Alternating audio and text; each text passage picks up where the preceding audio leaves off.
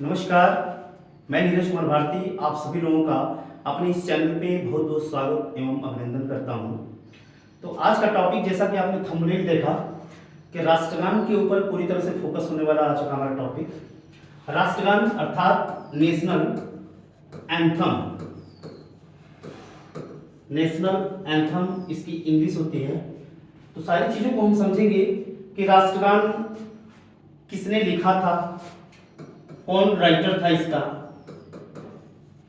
राष्ट्रगान कब लिखा गया था, कब लिखा गया था, किसने लिखा था, कब लिखा था, क्यों लिखा था। उसके बाद हम समझेंगे कि राष्ट्रगान कहां पे पहली बार गाया गया था, पहली बार कहां पे इस राष्ट्रगान को गाया गया था, पहली बार इसका जो हिंदी अनुवाद है वो कब किया गया था, पहली बार इसका इंग्लिश में अनुवाद किस नाम से और किसने किया था, इसको हम समझेंगे।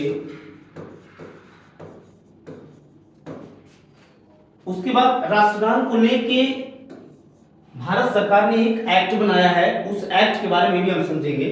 तो इन सारे पॉइंट्स को हम एक एक करके डिस्कस करेंगे। तो सबसे पहले देखते हैं कि जो नेशनल एंथम है हमारा राष्ट्रगान, तो पहले ये समझते हैं कि राष्ट्रगान है क्या।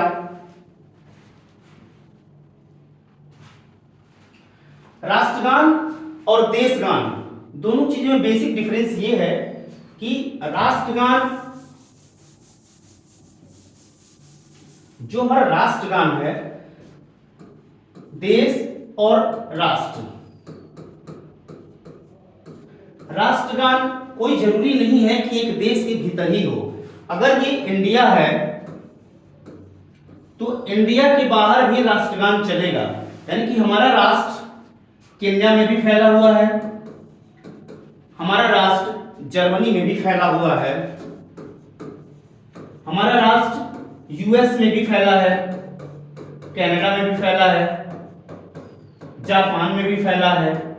कहने का तात्पर्य है कि राष्ट्र की कोई सीमा नहीं होती। राष्ट्र एक ऐसी कल्पना है जिसका विस्तार बहुत ज्यादा होता है। वो किसी देश की चौहद्दी में, किसी देश की फिजिकल बॉडी में नहीं बंधी होती है। उसकी सीमा असीमित होती है, अनलिमिटेड होती है। मतलब कि अगर केन्या में कोई इंडियन है, अगर कोई केन्या में इंडियन है, जर्मनी में है, तो उसके लिए भी हमारा ये जो राष्ट्रगान है वो चर्चित है। कहने का तात्पर्य है कि राष्ट्रगान किसी भी देश में अगर भारत का कोई निवासी वास कर रहा है या फिर रह रहा है, उसके लिए ही राष्ट्रगान है। तो इसी राष्ट्रगान की हम चर्चा करेंगे कि राष्ट्रगान को सबसे पहली बार किसने लिखा था। राष्ट्रगान मेरे ख्याल से सारे लोग परिचित होंगे। जनगण मन अधिनायक जय हे, ये सारी चीजें आप लोग जानते होंगे।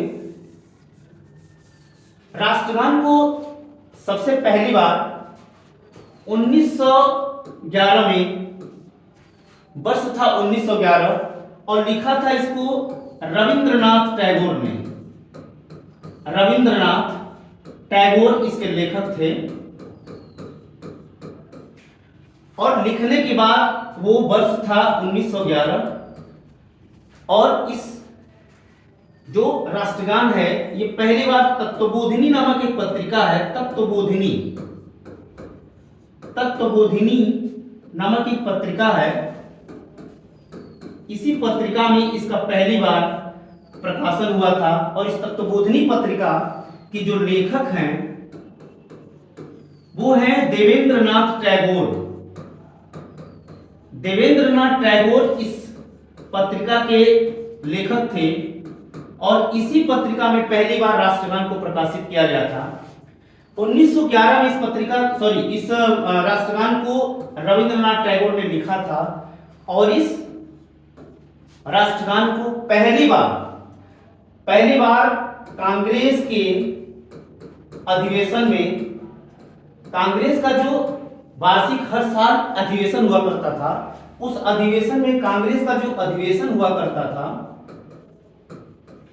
उस अधिवेशन में, कोलकाता का अधिवेशन था, उस कोलकाता के अधिवेशन में पहली बार 27 दिसंबर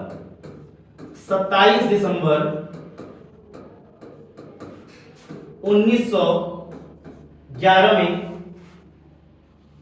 इस राष्ट्रगान को गाया गया था पहली बार। 27 दिसंबर 1911 का जो कांग्रेस का अधिवेशन था,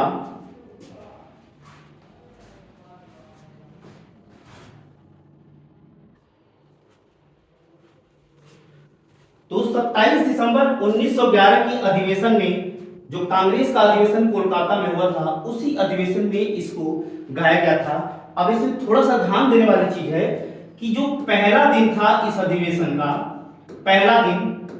पहला दिन जो वर्तमान में भारत का राष्ट्रीय गीत है, वंदे मातरम जो राष्ट्रीय गीत है, वंदे मातरम भारत का राष्ट्रीय गीत है, पहले दिन इसको गाया गया था, दूसरे दिन राष्ट्रगान को गाया गया था। यानी कि जो जनगण मन अधिनायक जय है, 27 दिसंबर जो डेट है, ये जो 27 दिसंबर डेट है 1911 का, दूसरे दिन गाया गया था। और गाने वाले जो व्यक्ति थे वो थे रविंद्रनाथ टैगोर। अब इसमें और चीज समझने के लिए जरूरी है कि जो हमारा राष्ट्रगान गाया गया था, राष्ट्रगान वो संस्कृत शब्दों यानी कि बांग्ला भाषा में लिखा गया था। राष्ट्रगान बांग्ला भाषा में लिखा गया था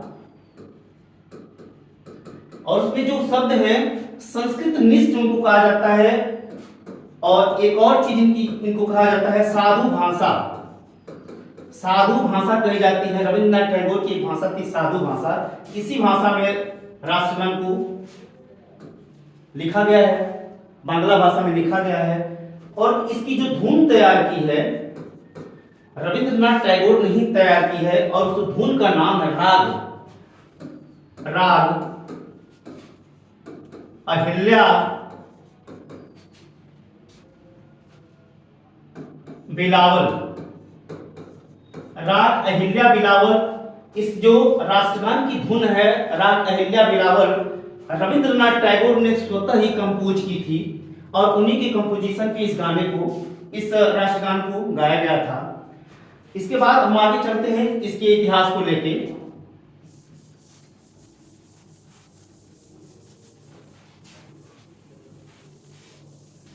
रविंद्रनाथ टैगोर ने जो राष्ट्रगान लिखा था वो मूलतः 5 पंक्तियों का था। 5 पंक्तियों वाला ये राष्ट्रगान था,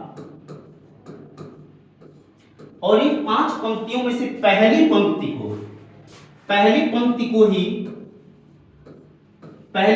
को ही राष्ट्र गान के रूप में भारत के संविधान के द्वारा स्वीकार किया गया था। अब हम समझते हैं कि जो राष्ट्रगान है इसको कब स्वीकार किया गया था, तो 24 जनवरी 1950 को भारत के संविधान सभा के द्वारा, भारत के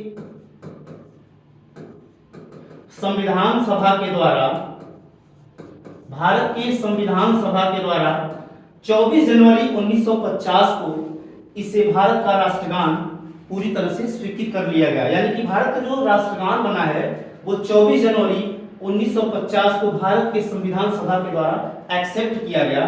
अब इसमें कुछ और भी चेंजेस हैं, जैसे जब हम पढ़ेंगे तो इसको दो प्रारूप में गाया जाता है। एक तो प्रारूप होता है 52 सेकंड का, जिसमें पूरी की पूरी पंक्ति, जो ये पहली पंक्ति है पूरी की पूरी पंक्ति 52 सेकंड में गाया जाता है, और दूसरा जो प्रारूप है गाने का उसको 20 सेकंड में गाया जाता है। और उसको 20 सेकंड में गाने का है कि भारत जनगण मन अधिनायक जय हे, भारत भाग्य विधाता जय हे जय हे जय हे जय जय जय जय हे। 20 सेकंड का समय लगता है, यानी कि प्रारूप जो दूसरा है गाने का उसको 20 सेकंड का समय लगता है, और जो प्रारूप पहला है उसको गाने में 52 सेकंड का समय लगता है। 24 जनवरी 1950 को इसको भारत की संविधान सभा के द्वारा राष्ट्रगान के रूप में स्वीकृत कर लिया गया। अब कुछ और चीजों को समझते हैं कि जो हमारा राष्ट्रगान है इसको पहली बार बांग्ला में तो इन्होंने लिखा था, रविंद्रनाथ टैगोर ने बांग्ला भाषा में लिखा था, लेकिन पहली बार इसको इंग्लिश में लिखने का काम रविंद्रनाथ टैगोर ने ही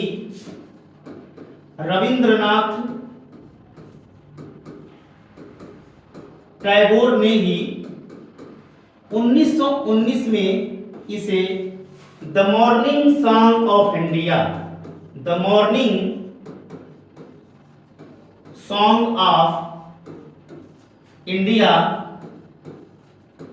के नाम से इंग्लिश में राष्ट्रगान को प्रकाशित किया था। और ये जो मॉर्निंग सॉन्ग ऑफ इंडिया जो हेडिंग थी, इसको मदनपल्ली एक जगह है आंध्र प्रदेश में। आंध्र प्रदेश जो वर्तमान का आंध्र प्रदेश है उसमें एक मदनपल्ली जगह है। मदनपल्ली,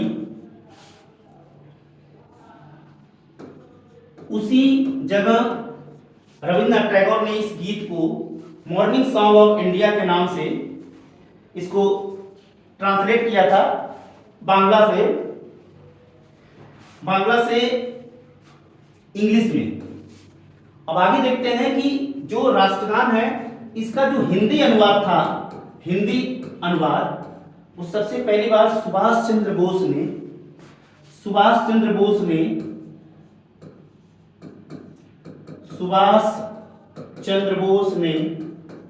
1941 में शुभ सुख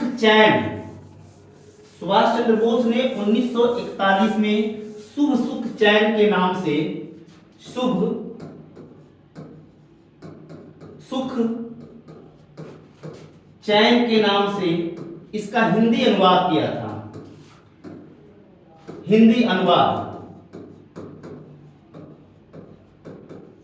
1941 का वो समय था जब सुभाष चंद्र बोस ने इसका हिंदी अनुवाद किया। किसका? जो राष्ट्रगान हमारा है जनगण मन अधिनायक जय है, 1941 में किया। और उसी साल इसका उर्दू में जो अनुवाद है वो किया था आबिद अली ने।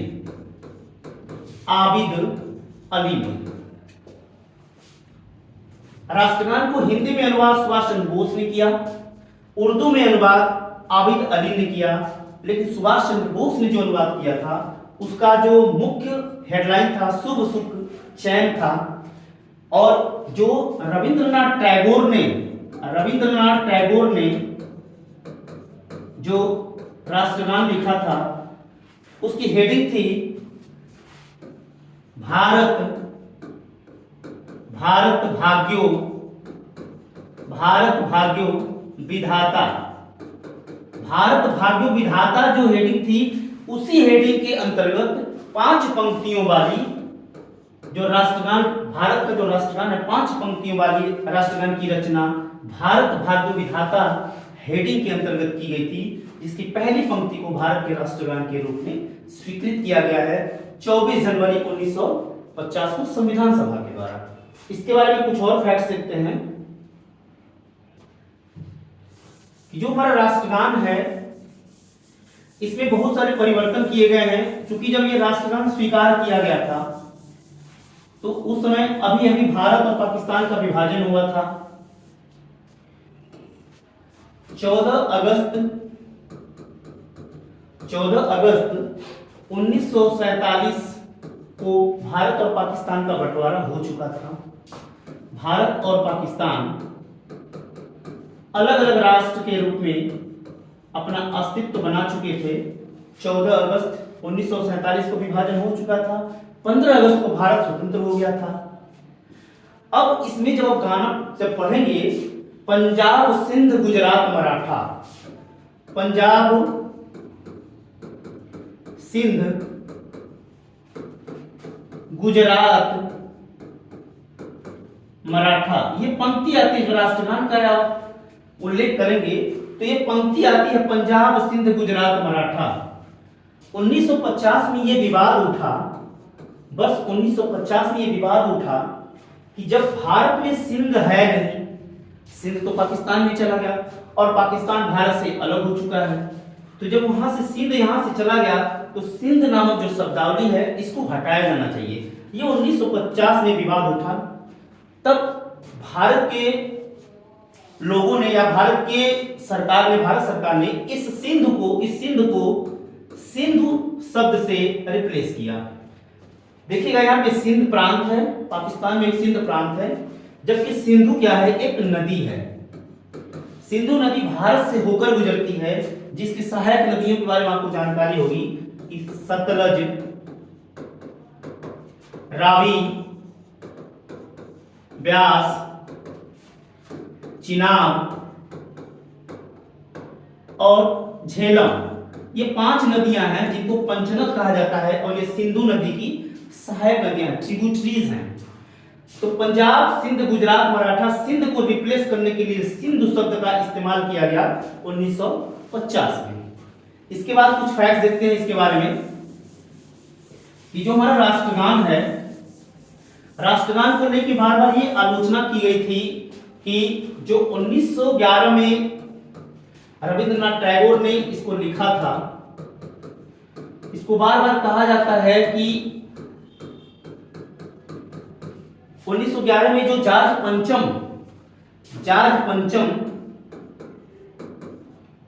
पंचम द्वितीय अपनी पत्नी मेरी के साथ भारत आया हुआ था। ब्रिटेन का ये राजा था, उसी के सम्मान में ये गीत लिखा गया था। रविंद्रनाथ टैगोर ने जो राष्ट्रगान लिखा है भारत भाग्य विधाता, उसको लेके ये बार बार विवाद होता रहा है कि जॉर्ज पंचम के सम्मान में इस गीत को लिखा गया था। लेकिन जॉर्ज पंचम के सम्मान में लिखा गया था, ये बात तो ठीक है, लेकिन रविंद्रनाथ टैगोर ने इसका उल्लंघन किया। इन्होंने बोला हुआ है, खंडन किया है कि नहीं, ऐसा कुछ नहीं है कि जॉर्ज पंचम के सम्मान में ऐसा कुछ नहीं है कि हमने लिखा हुआ है। अगर ये जॉर्ज पंचम के सम्मान में लिखा जा रहता तो जॉर्ज पंचम के आने पे उनके स्वागत समारोह में इस राष्ट्रगान को जरूर गाया गया होता। लेकिन पहली बार जो उल्लेख मिलता है 1911 के कलकत्ता अधिवेशन में, जैसा कि अभी हम लोग जिक्र कर चुके हैं कि 1911 के कोलकाता अधिवेशन के दूसरे दिन इस गीत को रविंद्रनाथ टैगोर ने गाया था। तो ये सीधे सीधे खत्म हो जाता है। आज भी बहुत सारे लोग चर्चा करते रहते हैं कि ये जो राष्ट्रगान है ये जॉर्ज पंचम के स्वागत में गाया गया था, लेकिन ऐसा कुछ है नहीं, क्योंकि उल्लेख जो इसका खंडन है 1939 में रविंद्रनाथ टैगोर भी कर चुके हैं। इसके बाद कुछ और पॉइंट देखते हैं कि राष्ट्रगान ये मूल कर्तव्यों में हमारे शामिल है कि राष्ट्रगान का हमें सम्मान करना चाहिए, और इसी को लेके भारत सरकार ने एक एक्ट पारित किया है,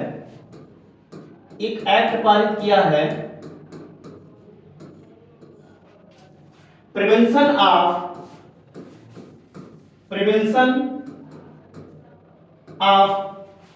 insult to national honour act 1971। ये भारत सरकार ने एक एक्ट पारित किया है, prevention of insult to national honour act 1971 में, और उसमें एक धारा दी गई है, धारा 3, और इस धारा 3 के अंतर्गत ये उल्लेख किया गया है कि अगर कोई व्यक्ति नेशनल एंथम यानी कि जो हमारे राष्ट्रगान है, भारत का जो राष्ट्रगान है, अगर उसका सम्मान नहीं कर रहा है या अपमान कर रहा है तो उसको 3 वर्ष का कैद या आर्थिक जुर्माना या दोनों। अगर prevention of insult to national honour act 1971 की धारा 3 के तहत ये साफ साफ लिखा गया कि अगर कोई व्यक्ति राष्ट्रगान का सम्मान नहीं कर रहा, अपमान कर रहा है, ऐसे में उस व्यक्ति को 3 वर्ष की कैद की सजा दी जाएगी और उसे आर्थिक जुर्माना भी देना पड़ सकता है। इसी से संबंधित एक विवाद आया था, एक विवाद आया है 1981 में। 1981 में केरल राज्य में 1981 का एक विवाद है, बिजोय इमैनुअल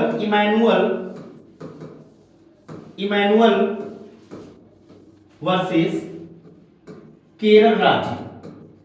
केरल राज्य का एक विवाद है, एक स्कूल से 3 बच्चों को सिर्फ इसलिए निकाल दिया गया कि उन बच्चों ने जब प्रेयर हो रही थी तो प्रेयर के समय जो राष्ट्रगान है उसका गान, राष्ट्रगान को गाने से मना कर दिया था। बिजोय इमैनुअल वर्सेस केरल राज्य में एक बात आया है कि 3 बच्चों को एक स्कूल से सिर्फ इसलिए निकाल दिया गया कि प्रेयर के समय उन्होंने राष्ट्रगान को गाने से मना कर दिया।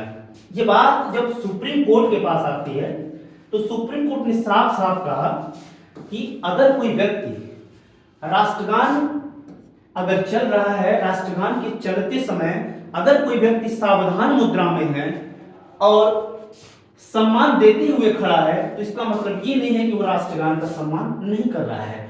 कोई जरूरी नहीं है कि वो राष्ट्रगान का मुंह से गाना गाए ही या राष्ट्रगान का वादन करे, ऐसा कुछ भी नहीं है, ये कोई कंपलसरी नहीं है। अगर वो सावधान मुद्रा में, अटेंशन मुद्रा में अगर वो व्यक्ति राष्ट्रगान का सम्मान कर रहा है, इसका मतलब है कि राष्ट्रगान का सम्मान कर रहा है, उसका कोई कहीं भी ऐसा कुछ नहीं दिख रहा है कि वो अपमान कर रहा है। और इस आधार पे सुप्रीम कोर्ट ने ऑर्डर दिया कि जो 3 बच्चे हैं, 3 बच्चों को पुनः वापस लिया जाए,